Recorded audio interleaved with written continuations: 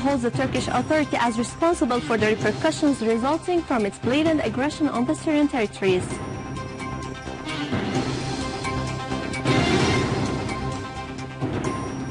Syrian Arab Army eliminates many terrorists in the countryside of Der'a, Quneitira and Latakia.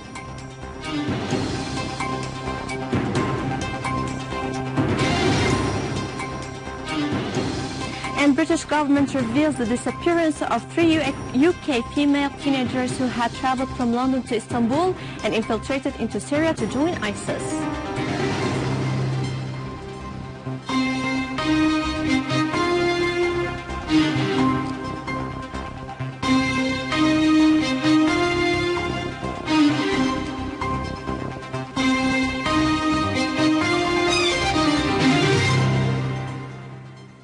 Good afternoon.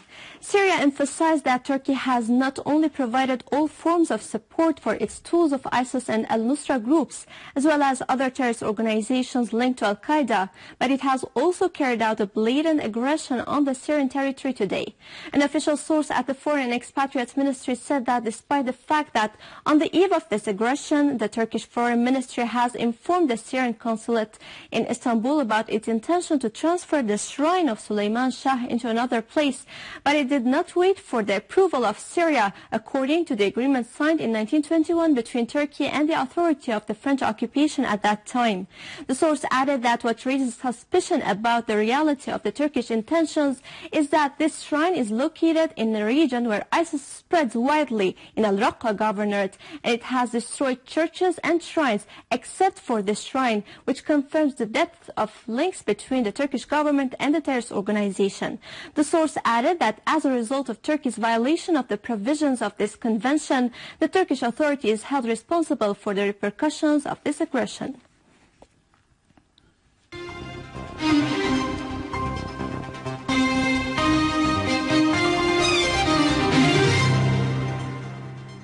Syrian Arab Army units secured the exit of scores of families from Douma area in eastern Ghouta who have fled a draconian rule of terrorist organizations in the area.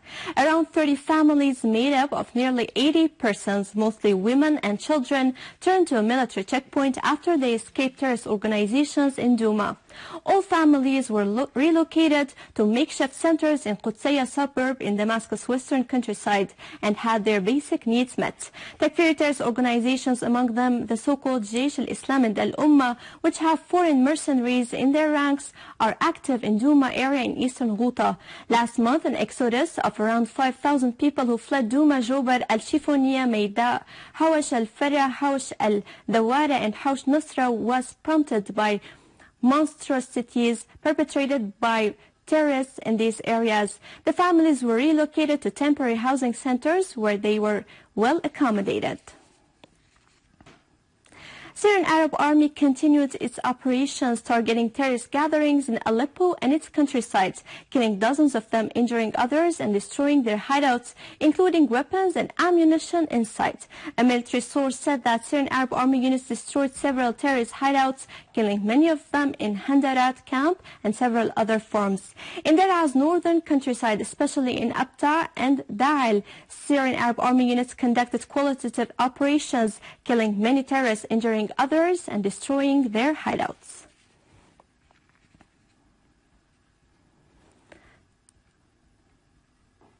Meanwhile, Syrian Arab Army units destroyed a number of vehicles, killing all terrorists inside in Naba al-Sakhr Square in Quneitira's countryside.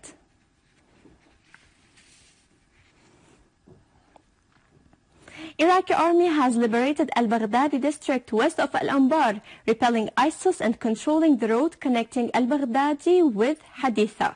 Moreover, more than 170 terrorists have been killed in al-Anbar, Salahuddin and Ninawa, and the cache of Grad missiles has been destroyed in Baghdad's belt. Command of the military operations in Baghdad has said that commander of the so-called the Army of al-Rashidin has been detained northwest of the capital. Iraqi Vice President Nouri al-Maliki has accused Obama's administration of aiding ISIS to expand further inside Syria and Iraq and attempting to mislead the public opinion, considering that ISIS is the first beneficiary of Obama's irresponsible statements that reflect his administration's floundering. In a statement, al-Maliki said that the coalition's airstrikes targeting ISIS were just a public show, adding that Washington has committed a grave mistake by attempting to use ISIS and al-Nusra as tools to topple the Syrian leadership, which eventually contributed in the rise and empowerment of both terrorist organizations in addition to other terrorist groups.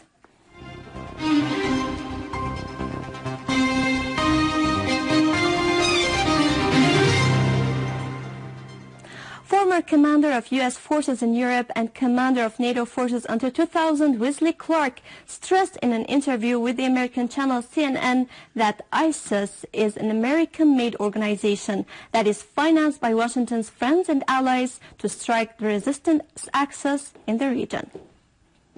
So you're in a little bit of a dilemma on that. We need to leave that kind of fuzzy on this, but we need the authorization to follow the leads, put the troops in, and play this. Look, ISIS got started through funding from our friends and allies, because as people will tell you in the region, if you want somebody who will fight to the death against Hezbollah, you don't put out a recruiting poster and say, you know, sign up for us, we're going to make a better world.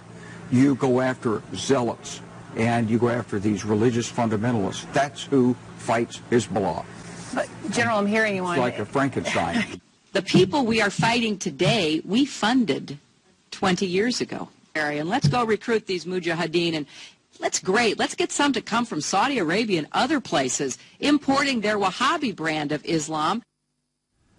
Earlier, Syria's permanent envoy to the UN, Dr. Bashar al-Jafari, said following an informal meeting held by the Security Council with the members of the so-called Independent Commission of Inquiry on the violations of human rights in Syria that the Syrian government has prepared a book of 500 pages, which includes information about the foreign terrorists that were killed in Syria in October 2013.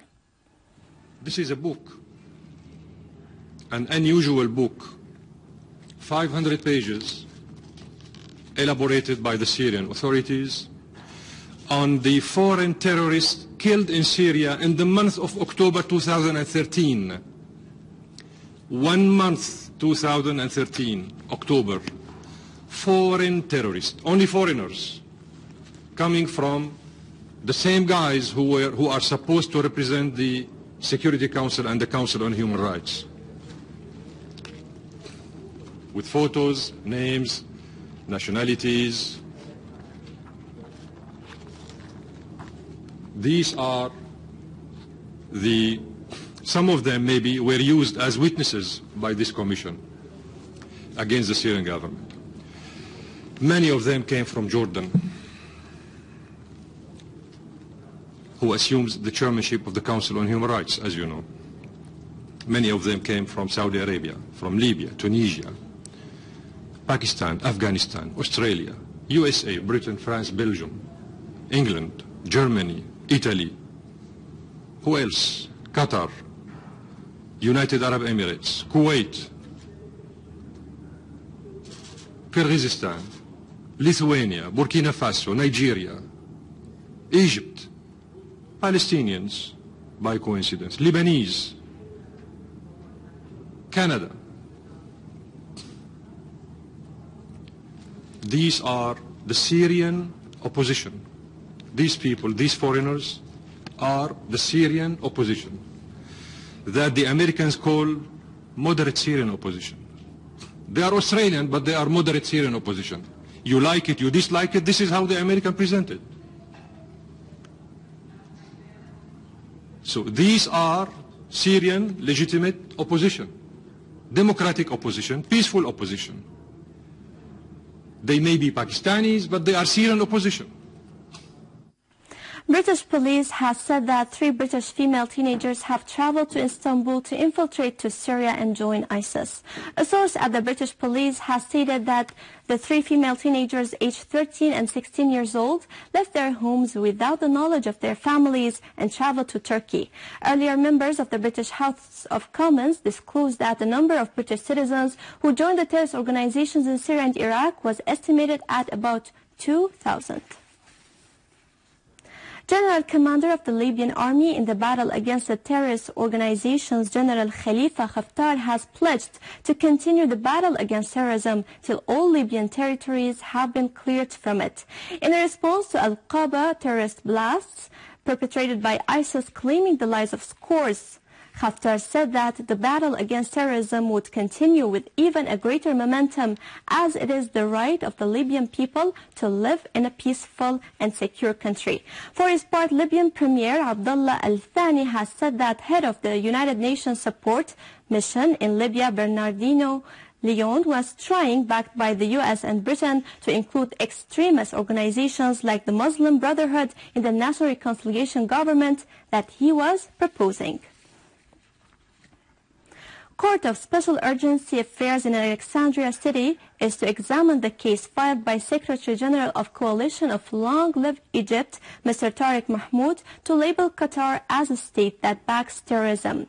The coalition accuses Qatar of interfering in Egypt's internal affairs by supporting the terrorist organization of Muslim Brotherhood logistically and financially to empower it to control the Egyptian state. In return for empowering Qatar to control Egypt's external affairs.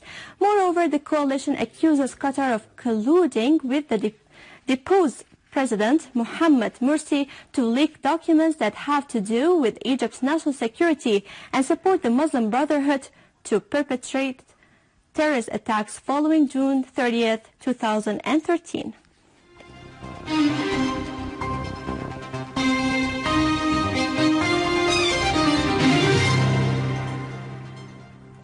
In Italy, a group of Syrian expatriate students and members of the European Solidarity Front for Syria organized a symposium under the title Together Against Terrorism. Saverio Di Giglio from the front hailed the steadfastness of the people, army and leadership of Syria in confronting terrorist organizations. Giglio reviewed in the course of the symposium, which took place in the Italian city of Foligno, the facts he bore witness to in Syria during an October visit among an Italian delegation and his vision of the situation after 4 years of war. He made a particular reference to the high spirits of the Syrian people and their unity with their army and leadership, and indicated the Syrians' confidence in an inevitable victory. With this, we conclude our news for today. Thank you for watching. For more details about Syria and the region and to view this bulletin again, you can always visit our website in English, syriaonline.sy. Now to latest business and market news with Serena, but after a short break.